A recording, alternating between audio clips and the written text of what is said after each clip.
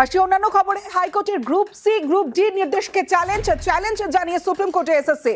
Group C D যোগ্য তালিকা প্রকাশের নির্দেশকে চ্যালেঞ্জ, আর সেই চ্যালেঞ্জ বিচারপতি অমৃতা সিনহার নির্দেশকে চ্যালেঞ্জ। আরো বিস্তারিত জানাবে অর্ণব হাজরা, রয়েছে আমার সঙ্গে। অর্ণব, দেখো, ৩রা ডিসেম্বর কলকাতা হাইকোর্টের বিচারপতি অমৃতা সিনহা তিনি গ্রুপ সি গ্রুপ ডি নিয়োগ মামলা বেশ কিছু আবেদনের প্রেক্ষিতে, মূলত সুবীর সরকার সহ একাধিকের আবেদনের প্রেক্ষিতে সুপ্রিম কোর্টের দেখানো যে পথ ছিল নবম, দশম, একাদশ, দ্বাদশ শ্রেণীর মামলায়, সেই পথে হেঁটে দুটো নির্দেশ দেন।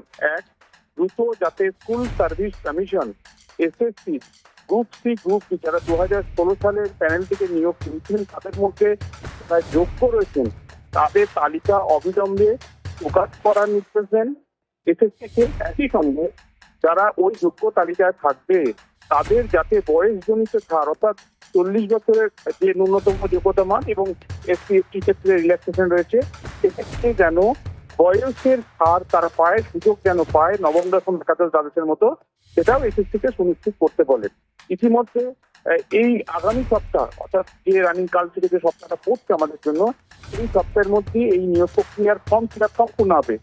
এই অবস্থায় যোগ্যদের তালিকা প্রকাশ নিয়ে দল এবার সুপ্রিম কোর্টে গড়ালো, কারণ মূল মামলা তালিকা তারা ইতিমধ্যে ক্যাভিয়েট দাখিল করে রেখেছিলেন সুপ্রিম কোর্টে। সেখানেই তারা দেখতে পাচ্ছেন তাদের মামলার প্রেক্ষিতে সুপ্রিম কোর্টে এসএসসির তরফে স্পেশাল লিভ পিটিশন দায়ের করা হয়েছে। অর্থাৎ এই গ্রুপটির ক্ষেত্রেও কলকাতা হাইকোর্টে যে বিচার বা বিবেচনা চলছে তার মধ্যে আটকে না থেকে পরিসর থেকে একটু বাড়িয়ে সুপ্রিম কোর্টই ডিসাইড করুক গ্রুপটির ক্ষেত্রে যোগ্যতা লিখে কিরম বেরোবে কি বেরোবে না, বয়স ছাড় কি পাবে কি পাবে না। অর্থাৎ হাইকোর্টের বিচারপতি অমৃতা সিনহার নির্দেশ নয়, সুপ্রিম কোর্ট হস্তক্ষেপ করে এবং ঠিক করে দিচ্ছে। চলতি সত্ত্বে তার শুনানির সম্ভাবনা তৈরি হয়েছে শীর্ষ আদালতে।